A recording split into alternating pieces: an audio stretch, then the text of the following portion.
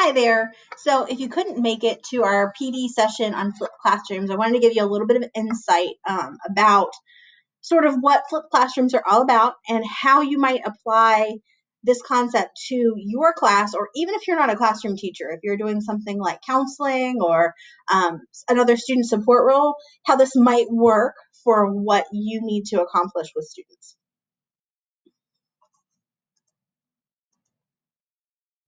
So I have pretty lofty objectives for today. There's 6 things we're really going to look to do. 3 big understandings we're gonna build. First, we're going to talk about what a flipped classroom is and what it is not. So we're going to talk about what makes it a true flipped classroom and what makes it just something else that's using a tool. We're also going to talk about the benefits of this model for you as a teacher, as well as for the students. And when I say students, I'm really thinking about students and families who are trying to help their students catch up and succeed. So when I say students, it really goes beyond just the individual student to that family that's supporting our students. The third thing is understanding how to create the flip lesson. So what are the logistics? What are the tools? How are we going to do this? We're going to access Edpuzzle and find the resource library there. We're also going to add Screencastify extension to create videos. We're going to add it right to your Chrome window. And then we're going to start to determine a topic that could be appropriate for flipping and begin planning that lesson that you're going to implement in your class. All right, so we're going to talk today about what I'm going to call something as a flexible learning path. So you're going to hear this term. So when we talked about the workshop model is one example of a flexible learning path. Flipped classroom is another. But what does this term mean? So a flexible learning path is really something that's created by teachers, and it's aligned with the learning goals that we've set forth for our students based on the standards. But it's flexible in that students achieve those outcomes in ways that fit them as individual learners. So this allows that customization, that flexibility. So we talk about flexible learning paths. It's really about giving students more choice and more of an open opportunity to learn. So we talked about workshop model and we on the last one. So if you want to get more into that, you can go back to our session on workshop model and drill down into that. Another thing you may hear about with flexible learning paths is the station rotation model. And we're going to dig into that in a future lesson, but I wanted to give you a little bit of background about this allowing students to kind of move through different predetermined stations to get the learning goals that the teacher set forth. And then finally, today's focus is around this flipped classroom. So students are introduced to the content at home or through video that you've created and that they're watching on their own in the classroom. And then the practice and working through everything happens at school, happens with you more directly, leading them through the instruction. So you're starting maybe thinking, why do I need to flip instruction if they're really just going to listen to me do the same thing? Well, the truth is being involved matters. And we all know this because we've been in that class where we can feel ourselves talking too long. We can feel the class starting to kind of slip a little, not be as interested, see the heads maybe go down a little bit. I mean, I know as a facilitator for teacher PD, I've seen those moments. And it matters when we're involved. It matters when we're actively doing something. It doesn't matter the setting. It's important that the students are involved, they're creating, and they're building knowledge, not just watching you do it or listening to you tell them about it. It needs to be an active process for them. So when we talk about the flipped classroom, we're talking about how do we give students back that power to be truly involved in the real learning. You look at this traditional classroom, we have the teacher talking to the students are listening, they take notes or they do guided practice. You get homework that is wrapping up to show you at home, did you get the learning?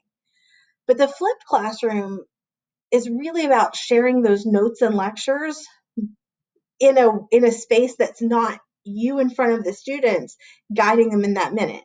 The students watch and listen to them either before they're in class or during a station in your classroom. There's a prescribed time to listen to them and do the engaging part that you're asking them to do. Class time is devoted to higher learning tasks. So higher order thinking is going to be encouraged here. This is where we can get students doing creative thinking and really employing the skills they're learning and building knowledge instead of just remembering rote facts that they've accumulated. The biggest, in my mind as a teacher, the biggest benefit is that creating that lecture ahead of time frees me up during the session to be able to go and work with students one-on-one in small groups and give them that individual support as they need it, instead of having a whole class that is waiting for me to go through the whole lesson. And I also know as a teacher that when I went through the lesson, sometimes students needed me to slow down so they could write the notes more slowly, and some students were sitting there waiting for me for valuable minutes, and they were sort of doodling or bored, or maybe they were super attentive, but they were just sitting there doing not a whole lot because they were ahead. So the flipped classroom really means if a student needs you to pause, guess what they can do? They can hit pause, or they can go back and rewatch a minute of the video or 3 minutes of the video if they need to hear those concepts again. It gives them the control about the pace and the place of the learning. And that makes a huge difference for some students who don't want to necessarily ask when you're moving too quickly for what they might be comfortable with. So I kind of talked a little bit about this, but why is this kind of learning important? So behavioral psychologists say that we as humans, we like to have autonomy. And I mean, that makes sense. We want to make our choices, right? We want to make decisions for ourselves. That's no different for our students. They want voice, they want choice, they want to be able to have some control over what they're doing, how they're doing it, and when they're doing it. And so giving them an environment in which they are getting some of those choices, it's really important. And I know some people will say, well, my students can't handle it. That's right. They won't be able to handle it on day one. You're correct. If you tell them you can choose when and where and what you learn, they won't know how to do that. But if we teach them how to begin to make the choices about when we learn or how we learn or what we learn, when we start giving them options and taking them through the steps, it allows them to build those skills and build that capacity that is a lifelong skill that our students desperately need.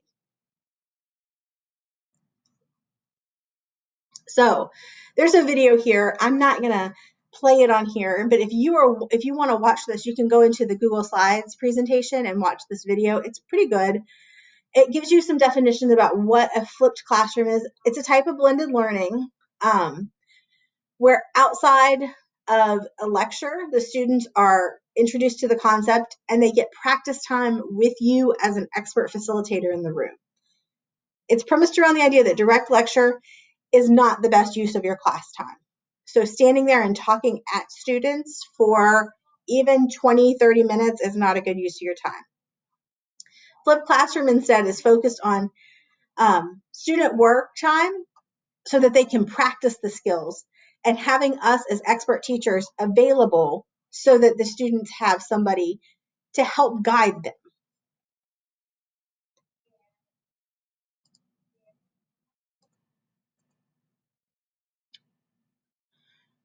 So what is a flipped classroom and what is it not?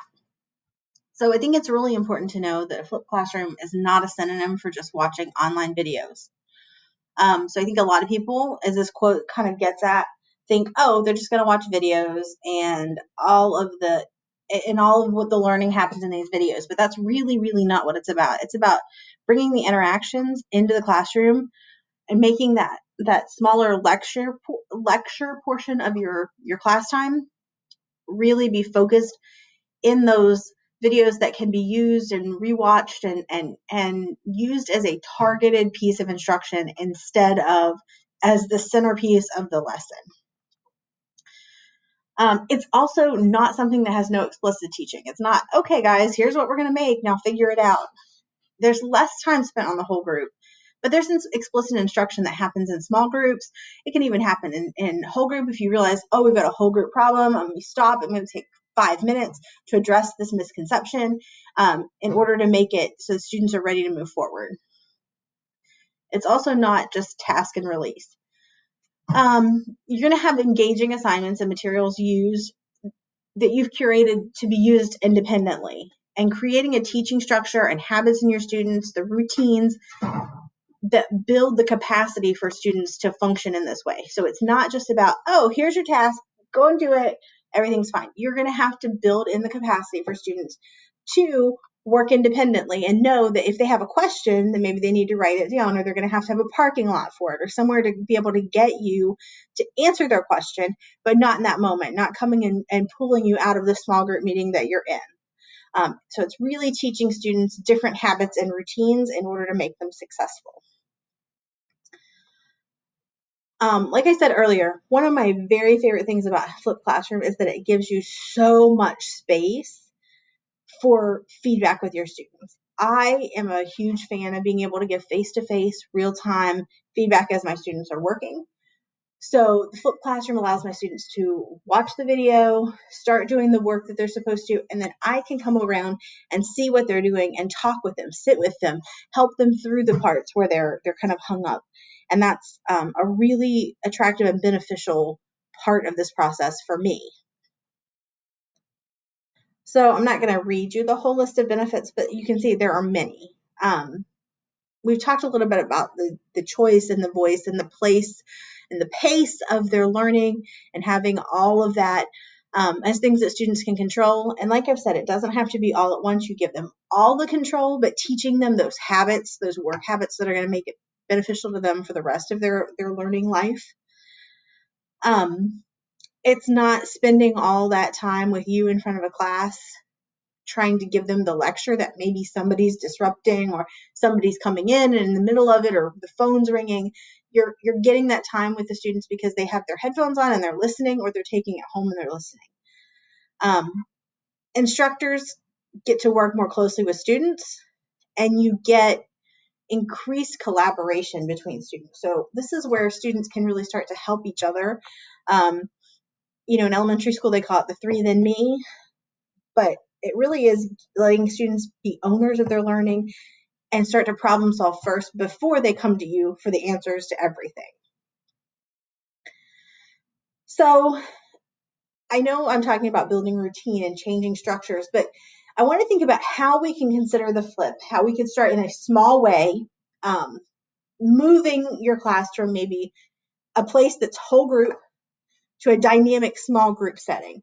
So this doesn't have to be, oh, I'm going to change everything in my classroom for every time I'm ever going to do this, but what's one place where we can start to implement this? So if we're going to start thinking about how we put this in place, we need to think, okay, if my students are going to be watching a video with me doing some direct teaching, we're going to need to have something for them to do. Do you want them to practice Cornell notes? Perhaps you you give them an example of how you've set up their Cornell notes. Flip videos are great for them to practice this because they can slow down and rewatch. Excuse me. Also, make it super engaging. Find a way to connect the task to a larger goal the students are achieving.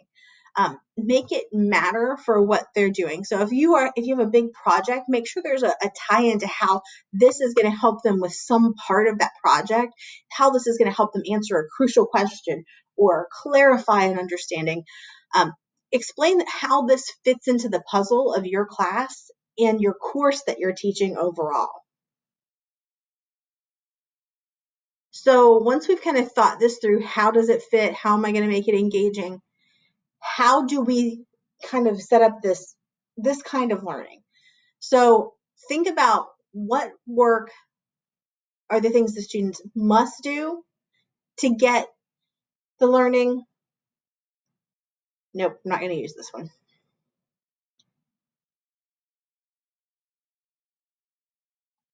All right, so we're at the point where we're going to start talking about your turn. You're going to be doing a flipped video. So we're going to come back to the slide here in a little bit. But what I want you to do is I want you to start thinking, what is a lesson that I really spend some considerable time doing some direct instruction to my students. Something you're going to teach in the next few weeks. It doesn't have to be next week. It doesn't have to be the week after. Sometime in the next 3-ish weeks that you're thinking of teaching. Think about a visual way you can show students. So you may already have a set of Google Slides you're going to use. You may have a set of maps you're using. You may have a Jamboard that you're already thinking of using. Or you might have, another mode that works for you that you've already got. But think about something visual so the students have something visual to latch onto. Once you've got your visual, record yourself delivering the lesson so students can watch and rewatch it as needed. Now, an alternative to this is think about a lesson that maybe isn't the most engaging, and can we make it into an ed puzzle? Now, you can take this video you've created and you can make it into an ed puzzle, just like I'm doing with the one you guys are watching today. Or you can go to this awesome ed puzzle library for ALS, and here you can see what all of our colleagues have created and have in this repository of really great stuff. I'm gonna pick on Mr. Kirby. Not really pick on, because Mr. Kirby's got a pretty great set of videos here. So if you were teaching science, he has really created some good videos here, and I would absolutely go in and say, hey, does Mr. Kirby have what I'm looking for here? But if you're not teaching 8th grade science, it may not be your thing. If you're teaching social studies, you may go look and see what Mr. Hill's got, or you might see what Miss Wilkinson. Miss Wilkinson has a huge amount of ed puzzles here. So shout out to Miss Wilkinson being an ed puzzle expert here. So these are definitely some great models. And even if this isn't the topic you're looking for, it's great to watch a couple of these and to see what people do really well, so that you can think about how you can make a meaningful ed puzzle for your students. So we're going to talk about the tools here in just a minute, but I want us to think about what might be the tool that fits best. Is ed puzzle going to fit my class the best, or is it going to be better if I am using something like Google or like Google Slides and Screencastify? Keep the video under 15 minutes. Under 10 or 10-ish is better, but 15 minutes, if you make it longer than 15 minutes, your students are probably going to struggle to focus through it. So I would try to make it under 15 minutes.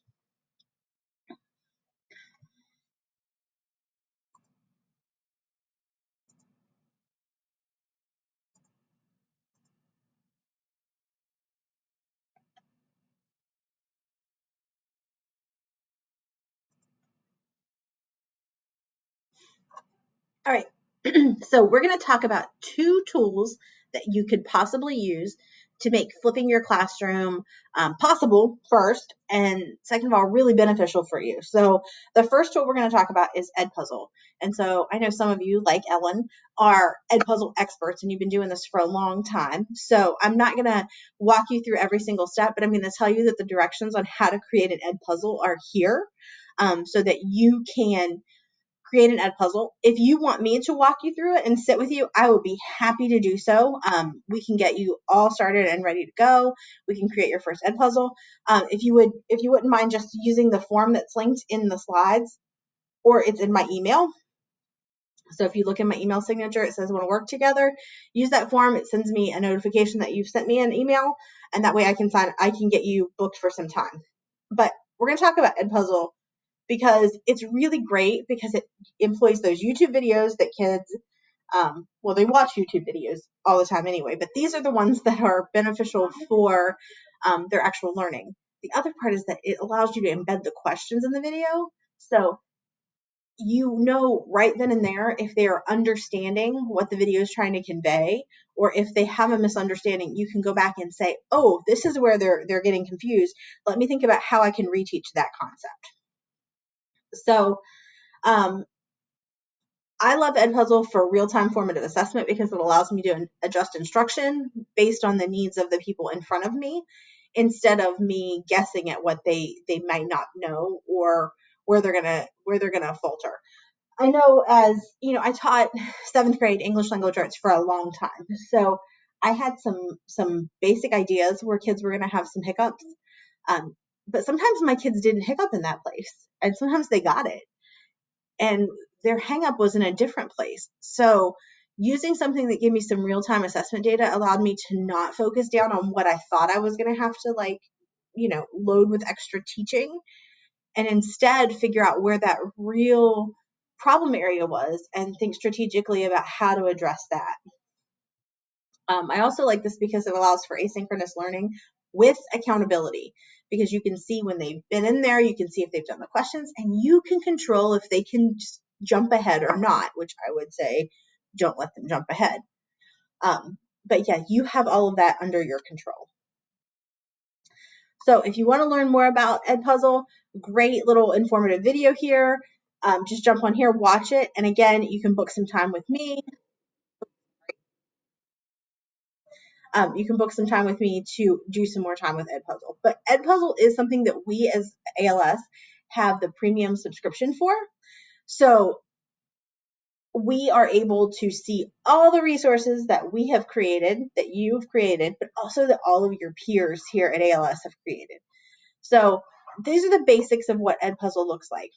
But what I want to show you is the Edpuzzle library. So the Edpuzzle library is, once you're logged in and you go to My Network, you're going to see there are all the schools here in the county, and you click on AL Standback, you can see all of the teachers here. And so if you know that your teacher across the hall has a great lesson, you don't have to ask them to share it. Instead, you can go into what they've been what they've taught, and you can borrow it from them. So if Miss Bose created a great Edpuzzle, I can go in and borrow Miss Bose Edpuzzle and make my own copy. So I'm going to go into one. Let's see. Miss Bose and Miss Preddy have a ton. There's lots of people who have lots of really good ones. Miss Mabry has some really great ones. But I'm going to go into one here. Let's see. Let's just go back to Miss Bose. And it doesn't matter which one I do. Let's say I want to learn about how to read the periodic table. So this is her video on how to read the periodic table.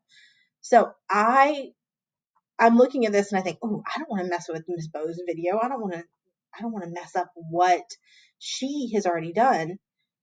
But what you're going to do here is, if you decide that you want to make your own, you can click edit and you're going to create your own version.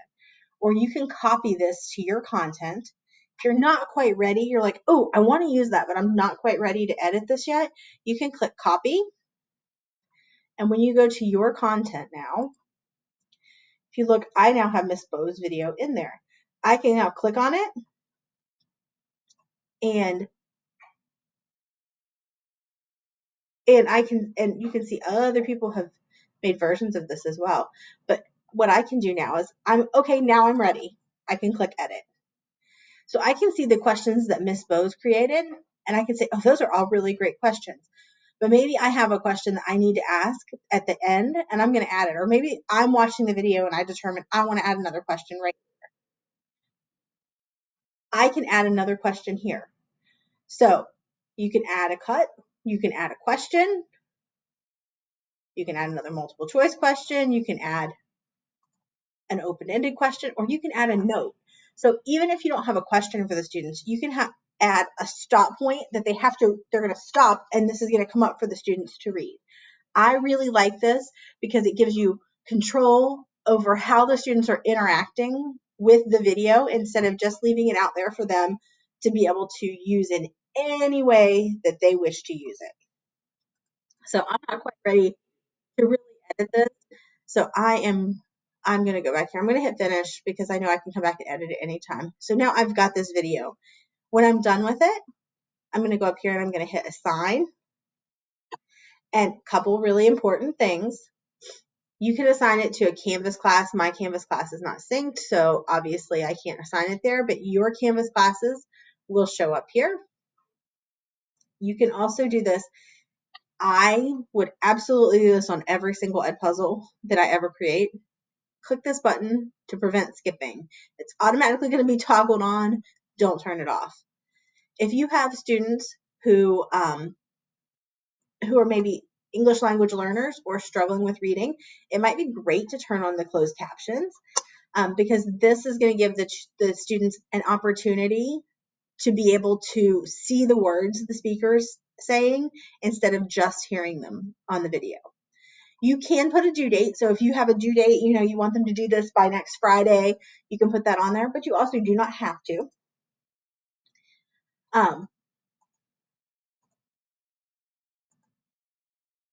And then obviously I can't sign it, but you will have the option to click assign and it will go to your class and you will be able to share it.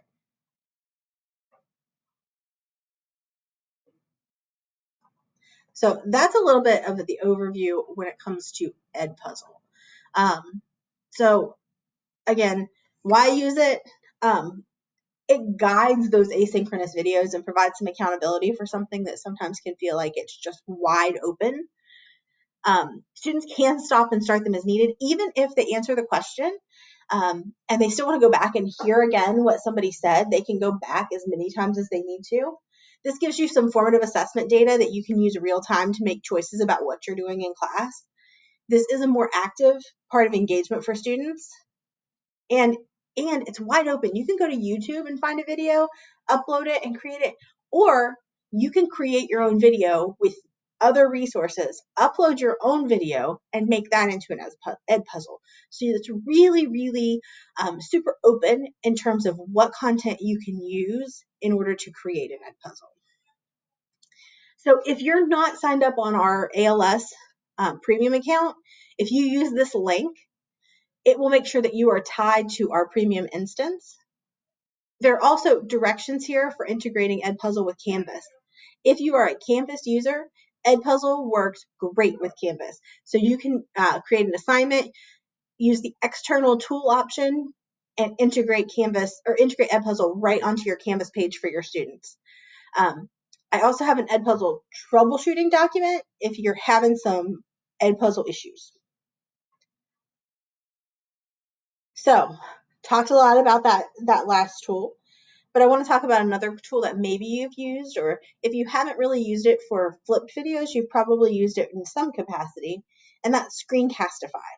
Screencastify is a pretty simple screencasting tool that is actually what I'm using to create this video today.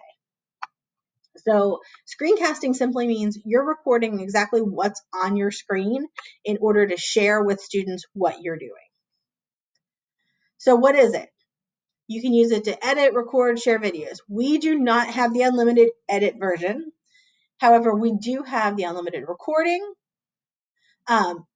So we can record as long of an Edpuzzle or a Screencastify as we want, but we cannot edit except to trim the beginning and the end. If you have not downloaded Screencastify, click right here and it will walk you through the process of adding it. It is an approved extension, so you'll be able to add it via the Chrome store. So why is this a good tool for flip videos? You can record literally anything you can put on your desktop. You're working in Desmos, you're working in Jamboard, you're working on some kind of specialty science website. You can record any of those things that you're walking through on your video and you can narrate. It's your voice, it's your vocabulary, it's how you talk about the terms. This is going to allow you to model your think alouds, do your problem solving with the students, and take them through the processes you want them to be doing during the active learning. So OCS employees have unlimited recording time. We can cut off the awkward beginnings. They're really restricting this whether you can edit, but if it's 5 minutes or less, you can do some editing, but most of that has gone away with the premium version.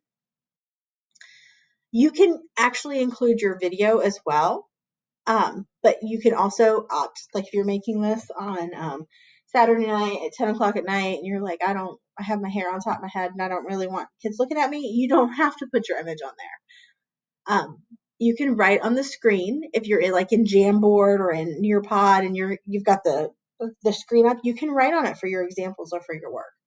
And then every click is indicated for the how-to videos, and it saves directly to your Google Drive, which is one of my favorite things. I can just go to my Google Drive and find all the videos. So it's super easy to share with students. I don't actually have to upload it anywhere else. I can just put it in Canvas and it's shared with students. So we've talked a little bit about why we make our own videos, and this is just some reminder. It connects with students when they're your own videos. If we get some ones from YouTube, yeah, it's great. But if you want students to really feel like they're interacting with you, this is how you can build that rapport. So if you've never used Screencastify, this is how you can get the extension. I'm not going to talk you through it because I'll be glad to help you on an individual basis at it, but it's pretty simple. It's one of your extensions. You can manage it right there in the puzzle piece, and it will always be available for you. So how to use it? Again, really simple.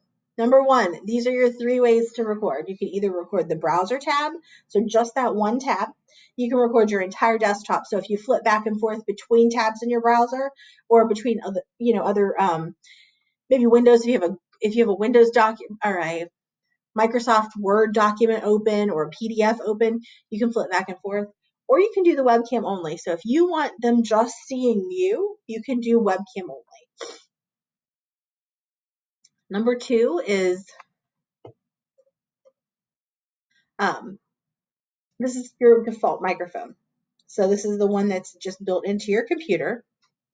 Number 3, you enable your webcam if you want to have your video on the screen. If you do not, you do not have to turn that on. Number 4 is if you want the drawing tools. Now, I will tell you there has been an update where the drawing tools pop up more. So you have the drawing tools pretty much all of the time when you're in here. But if you do not, you can click the enable drawing tools and they will be there for you. Number 5, this is what you click when you're ready to record. So when you click record, it's going to ask you, do you want to record your entire screen or just the application window? So your entire screen lets you hop around like I talked about earlier. The application window is just going to be the one program. So if you've got a PDF open that you want to hop to, you're going to need to do your entire screen. If you're just going to be in your Microsoft or in your Chrome window, then all you'll need to do is your application window. So back to this slide again. It's now the ball is in your court. It's your turn. So think about that lesson we kind of had going in the back of our head while we were talking about the tools. Let's think about how we can create a flipped video lesson. What is going to be a good topic that's going to fit well for this? Maybe one that we really need to have some formative assessment data to help us adjust our instruction through the week, or maybe one that we know students need to be able to revisit time and again. That's a great opportunity to create one of these. Record yourself delivering the lesson. So either with or without your camera on, either way, you can do Screencastify and make your video. Or if you want to think about flipping the lesson, you can use an Edpuzzle from our ALS library or from one of the wider libraries that's already out there, or create your own Edpuzzle from a video that you often use to teach the concept. Once again, keep that video under 15 minutes to maximize student engagement. So before you finish the session today, to get credit for the 0.5, for the half of the time, you're going to need to answer the before question on Canvas, as well as complete this Edpuzzle. So you're going to complete the Edpuzzle, but you're also going to do the before question on Canvas. I would love to be invited to your class. If there's a particular date you would love to try flip video, I would be glad to be an extra person to help keep kids on task with watching the video and doing the activity you have in mind. I would love to come and plan with you ahead of time to come up with the engaging activity for students to do, or to walk you through Edpuzzle, or to help you build out the Edpuzzle. Click on this link and I will be glad to come and plan with you, or come and visit the class and be part of things for the day. If you want the rest of the credit for this, so we get 0.5 for the year for just doing all of the activities that are basically seat time. The other 0.5 comes from doing the activities actually with your class. So you're going to need to share your flip video in the assignment section of our Canvas course. So you're going to see the assignment for flip video, and share any student task that you've created. If it's an ed puzzle, clearly I'm going to get the student task when you share the ed puzzle with me. But if it's not an ed puzzle, if you have a Cornell note sheet, or if you had some other kind of guided notes that you're having them do, or a graphic organizer, share it with me so I can kind of see what they were doing. So I can kind of give some feedback, or I can help you, somebody else, use something that you're doing that's already this great tool. Post your reflection to the after section of the discussion board after you have taught the lesson. So to get the rest of the credit, you're going to have to teach a lesson with flipped video and then post your after reflection. They're not super intense questions, but they do require you to kind of reflect on the experience that you had. So our next session for the equity through technology, the access to equity through technology, is going to be on Monday, November 1st. So mark your calendar for that opportunity. And I'll talk to you a little bit more about what our next session is going to be before we get there. All right, I'm sorry I missed you guys, but I am glad that we got to catch up this way. Again, please reach out. I would love to work with you and help you either co-plan or co-teach. Those are some of my favorite things to do, and they're the best days that I have in school. So take care. See you again.